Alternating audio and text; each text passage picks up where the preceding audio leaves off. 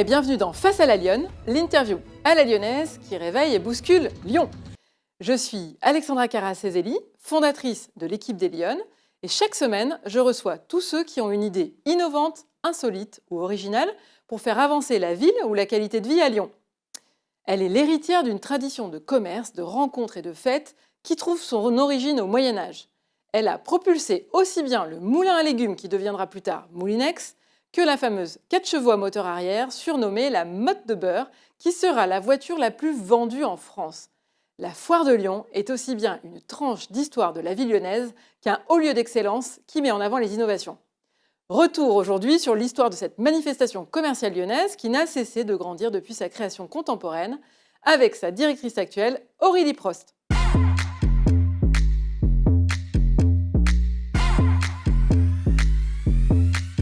Bonjour Aurélie. Bonjour.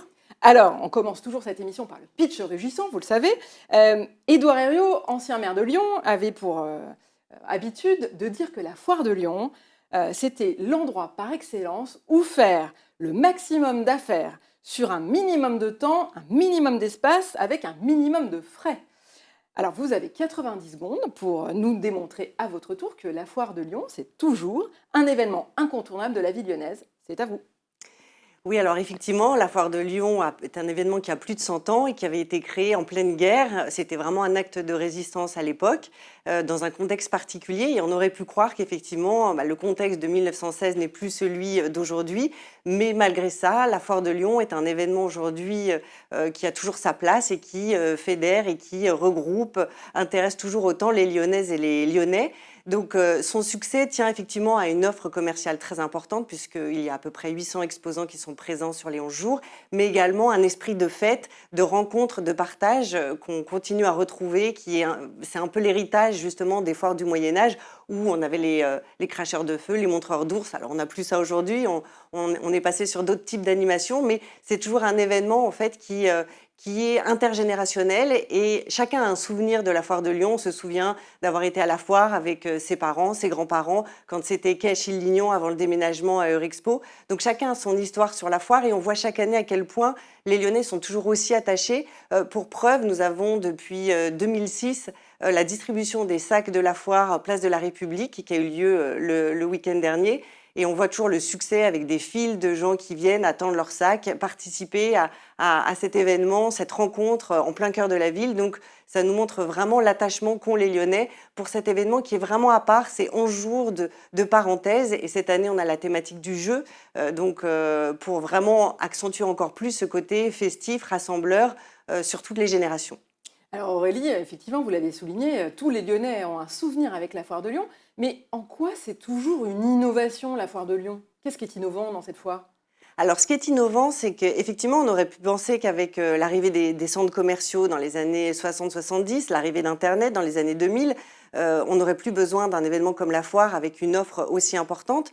Mais en fait, on s'aperçoit, et les années Covid nous l'ont aussi montré, de l'importance de la rencontre. Donc déjà, c'est vraiment le point important, c'est qu'on a besoin de se rencontrer. Et la foire est toujours actuelle parce qu'elle s'adapte. C'est un événement en fait vivant. Et la foire d'aujourd'hui n'est pas celle d'il y a 10 ans, elle ne sera pas celle dans 10 ans et aussi également parce que l'équipe travaille pour justement s'adapter aux attentes, aux besoins, aux tendances de consommation pour être toujours plus proche des consommateurs en fait. Mais alors en fait, quand on allait à la Foire de Lyon, traditionnellement, il y avait toujours des créations complètement délirantes quasiment, enfin, en tout cas des choses qu'on ne voyait nulle part ailleurs. Est-ce que c'est toujours le cas aujourd'hui ? Parce que c'est compliqué d'être toujours dans l'innovation. Alors effectivement, nous avons deux grands univers sur la foire, maison et shopping, mais même dans l'univers maison, que ce soit par exemple l'ameublement, ce sont toujours des nouveaux produits qui sont présentés, donc même si les marques sont toujours là, les produits sont nouveaux. Et puis effectivement, on a des créateurs, des artisans, des producteurs qui viennent présenter directement leurs produits, leur savoir-faire. Donc c'est vraiment cette rencontre qui est intéressante et qui est importante. Et nous lançons aussi des événements comme Innova Lyon par exemple, qui est le village des startups, où chaque année on accueille entre 15 et 25 startups qui vont venir présenter leurs concepts, se confronter à un public. Et puis nous lançons des nouveaux événements également chaque année. Qu'est-ce qui vous différencie des autres foires en France ? Alors, ce qui nous différencie, c'est déjà la place, puisqu'on est l'une des foires les plus anciennes de France. Donc, déjà, c'est vraiment un attachement très fort de la population à cet événement. Et puis, c'est sa capacité à innover. Donc, je parlais d'Innovalion, mais cette année, il y a également Green Fair, qu'on va lancer un village éco-responsable, Gun Games, un village des jeux vidéo. Donc, chaque année, il y a des nouveautés, des nouveaux secteurs, des nouveaux segments, des nouvelles offres et aussi un ancrage important au niveau du territoire, des acteurs, au niveau social, sociétal, avec des associations qui sont invitées, avec cette année une journée dédiée à la solidarité, avec la billetterie, c'est le premier lundi qui sera remise au Resto du Cœur. Donc voilà, on met en place énormément d'actions pour être vraiment au cœur des attentes de la population. Et quel est le lien avec Lyon? C'est-à-dire qu'on a beaucoup parlé d'attachement aux Lyonnais, mais est-ce qu'il y a un travail sur la tradition de la foire de Lyon? Alors, déjà, la foire de Lyon s'appelle Lyon, donc Ouais. effectivement, il y a en ça, elle est vraiment liée à la ville. Elle a été donc lancée par le maire de Lyon, donc c'était vraiment montrer l'importance et la connexion avec la ville. Et effectivement, nous sommes en lien avec de nombreux acteurs locaux, que ce soit des institutionnels ou d'autres grands acteurs, des médias. Donc, on est vraiment une foire qui s'adapte à la demande aussi. La foire de Lyon est très différente de la foire de Marseille ou de la foire de Paris parce qu'elle s'adresse aux Lyonnais, aux demandes, aux attentes et aux problématiques des Lyonnais. Rappelez-nous les dates. C'est du 22 mars au 1er avril. Très bien. Alors, Aurélie, on va faire votre portrait lyonnais maintenant qu'on a parlé de la foire. Vous êtes plutôt en mode chaton ou en mode lionne dans la vie? Alors moi, je suis plutôt en mode lionne, hein. Je suis Ouais. quelqu'un d'assez entraînant, d'assez actif. Pour soutenir un événement tel que la foire de Lyon, il faut avoir des griffes. Et donc, mais je sais aussi être chaton, puisque voilà, on a un relationnel avec nos partenaires, nos exposants très fort, avec une fidélité et une collaboration, puisqu'un événement, ça se fait avec nos exposants, avec nos partenaires et bien évidemment avec nos visiteurs. Nous, on est la boîte, en fait, on est vraiment un lieu de rencontre et il faut qu'on arrive à intéresser et à motiver, fédérer l'ensemble de tous les acteurs. Alors, en quelques minutes, est-ce que vous pouvez nous expliquer brièvement votre parcours de fenote? Alors mon parcours, alors moi je suis une pure lyonnaise, Ouais. je suis née à Lyon, j'ai fait mes études à Lyon, à la fac à Lyon 2, à l'EM Lyon et j'ai après travaillé chez Publicis à Lyon avant d'intégrer GL Evans en 2005 où j'ai depuis 2005 travaillé sur la foire de Lyon. Donc voilà, je suis une vraie Pur produit lyonnais. une vraie lyonne et à noter que l'emblème de la foire de Lyon, c'est le lion. Et donc, sur chaque affiche chaque année, c'est le lion qui est grimé, qui est transformé en lion ou en lionne en fonction de la thématique. Très bien. Et justement, quelle lyonnaise êtes-vous alors, si vous êtes 100% lyonne? Alors, je suis une lyonnaise qui aime beaucoup sortir, aller voir des spectacles. Et c'est vrai qu'en ça, Lyon, on est quand même assez bien servi Ouais. avec les différents festivals qu'on peut trouver, le théâtre, etc. Donc, je suis plutôt une lyonne festive. Alors Aurélie, maintenant c'est la rubrique Mâchon ou praline. Praline, c'est le truc qui cartonne en ce moment, qu'il ne faut pas rater à Lyon. Et Mâchon, c'est à l'inverse le truc qui pique et qui vous agace prodigieusement. Je vais y arriver. Quelle rubrique choisissez-vous?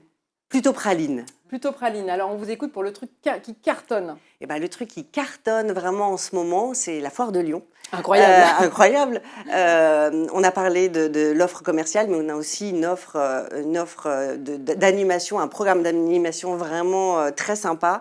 11 jours de foire, ce sont 11 jours complètement différents. On va pouvoir assister à un concert d'Eddie de Pretto, de Santa, avoir une soirée cabaret et casino. On va pouvoir participer au casting de The Voice, vivre un festival de hip-hop, assister à un concours de flan pâtissier avec le chef Fabrice Bonneau et Mercotte qui va venir. Donc on a vraiment 11 jours différents, c'est presque 11 foires pendant les 11 jours. Alors justement, vous nous parliez de griffe tout à l'heure, c'est le coup de griffe de l'émission. Quel est votre coup de griffe? Qu'est-ce qui ne fonctionne pas à Lyon ou que vous auriez envie d'améliorer? Quel est votre coup de griffe de la semaine?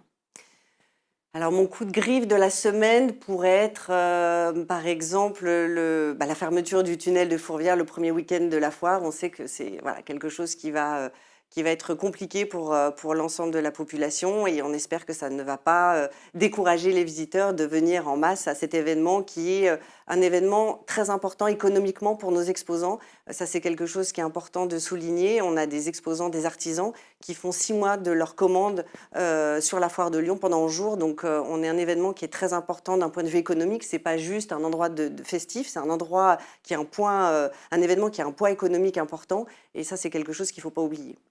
Très bien, Aurélie. Alors, on va faire un petit résumé. C'est la foire de Lyon du 22 mars au 1er avril.